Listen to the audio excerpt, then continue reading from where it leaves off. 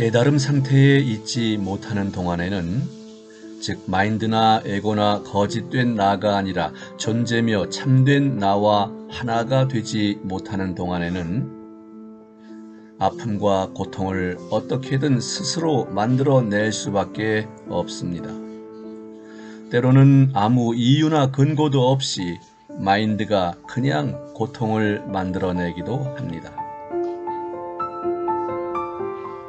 아주 평온하고 쾌적한 상황에 있을 수 있는데, 하지만 갑자기 어떤 불안한 생각이 머릿속에 들어옵니다. 우리 생각에 앞으로 일어날 수 있거나 과거에 일어난 일 때문에 전전긍긍하기 시작합니다. 전자도 후자도 현실이나 실제가 아니라는 사실을 깜빡 잊은 거예요. 과거는 이미 없고 미래는 아직 없으니 걱정거리가 될 수는 없습니다. 전혀 안 돼요.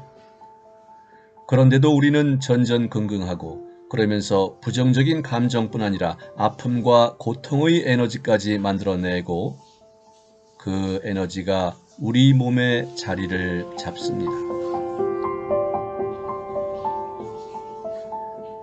에크하르트 톨레는 우리네 몸에 나름의 지혜가 있다고 말합니다. 달리 말해 몸은 합리적이에요. 하지만 또 무언가를 아주 쉽게 믿기도 합니다. 그래서 실제 상황을 생각하는 상황과 구분하지 못합니다. 우리 몸은 우리가 생각하는 것이 마치 실제인 것처럼 반응하는 거지요. 심지어 따뜻한 침대에 편하고 안전하게 누워 있으면서도 뭔가가 나를 위협할 수 있어 하고 생각한다면 몸은 실제로 위협당하는 것처럼 반응합니다. 그래서 심장 박동수가 늘어나고 호흡이 불규칙하게 바뀌며 근육이 긴장합니다.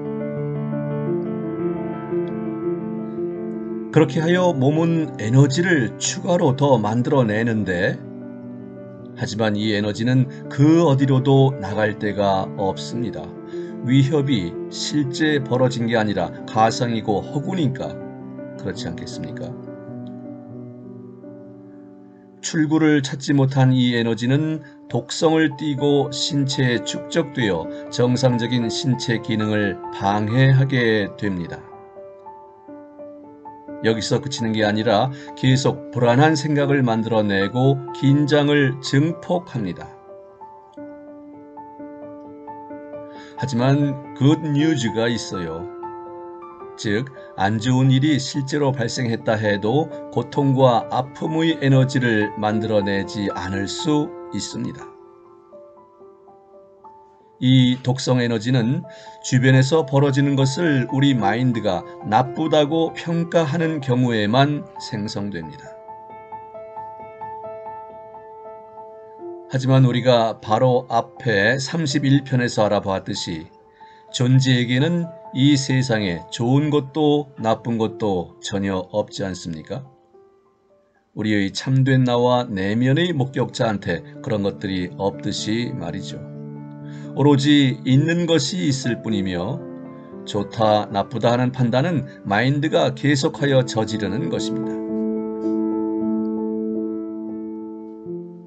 만약 우리가 에고의 삶이 아니라 참된 나의 삶을 산다면 모든 것에서 행복을 찾을 수 있어요. 심지어 마인드가 나쁘다고 여기는 것에서도 그렇습니다. 사실 세상에 머무는 동안 최고의 목표들을 달성하기 위해서는 어떤 경험이든 다 필요하며 유용하고 또 그 나름대로 좋은 것이 아니겠습니까? 그리고 그런 목표 가운데 하나가 자각 상태를 더 높이는 것이라 하겠습니다. 이런 점을 깨달을 때 우리 인생에서 아픔과 고통을 더 이상 자초하지 않게 됩니다. 그럼에도 불구하고 과거의 아픔은 여전히 남아 있습니다. 부정적인 감정이나 아픔, 고통 따위는 쉽게 사라지고 증발할 수 없는 에너지임을 기억해 둬야겠어요. 이 에너지는 몸 안에 쌓여서 완전한 에너지 구성체를 만드는데 이것을 에크하르트 톨레는 고통의 몸체라고 부릅니다. 혹은 아픔 덩어리라 해도 괜찮겠습니다. 고통의 몸체란 부정적으로 충전된 에너지장으로서 우리 심신을 점령할 수 있습니다.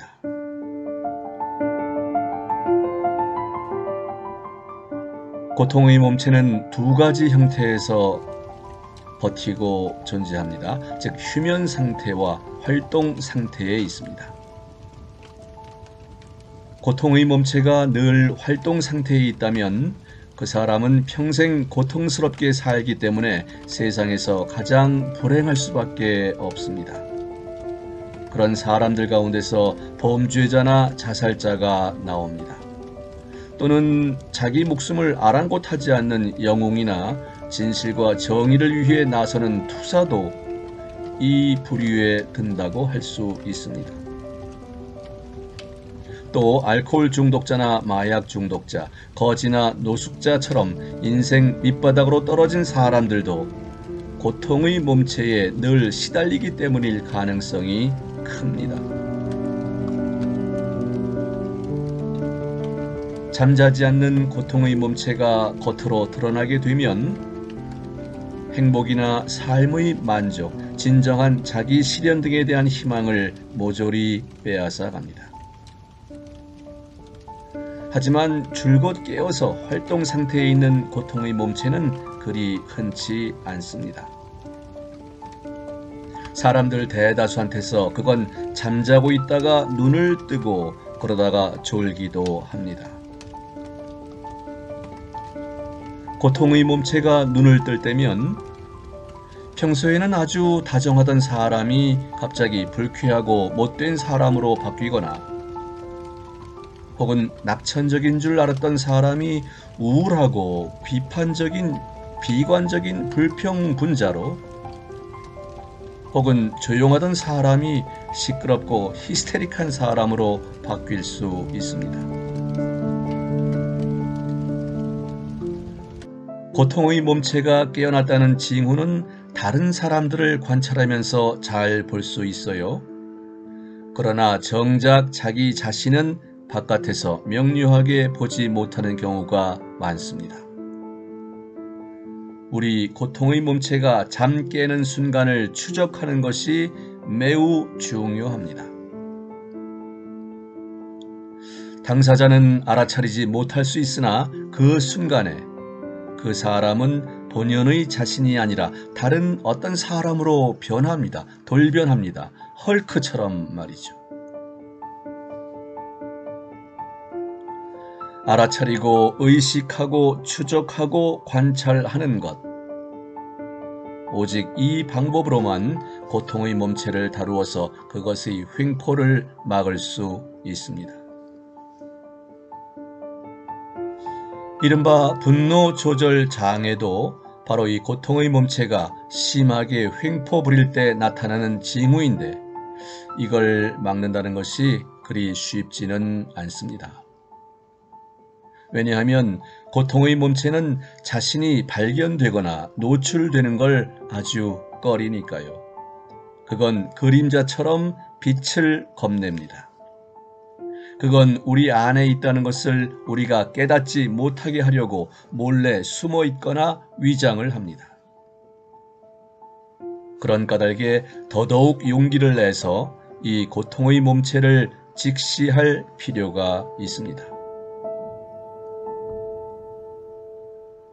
우리 각자의 내면에 웅크리고 있는 고통의 몸체를 깨우는 게 무엇인지 깨닫는다면 그것이 언제 돌출할지 알아내기가 더 쉽지 않겠습니까?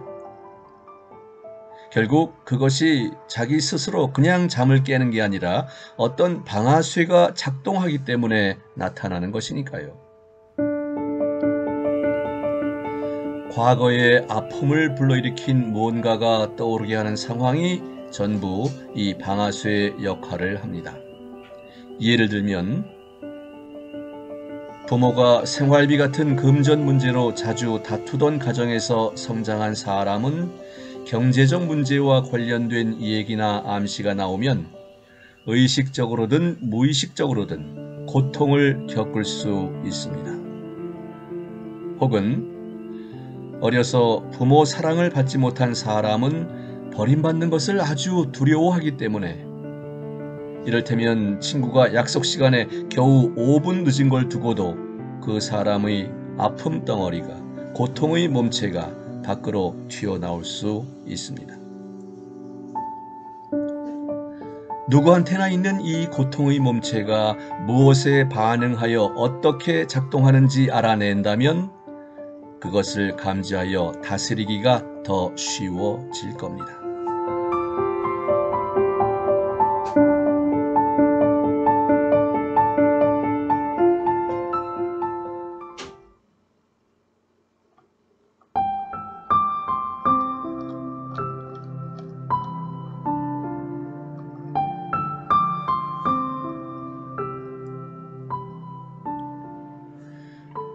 나의 고통의 몸체가 어떤 상황에서 잠을 깨는지 알아차리는 것부터 시작해야겠어요.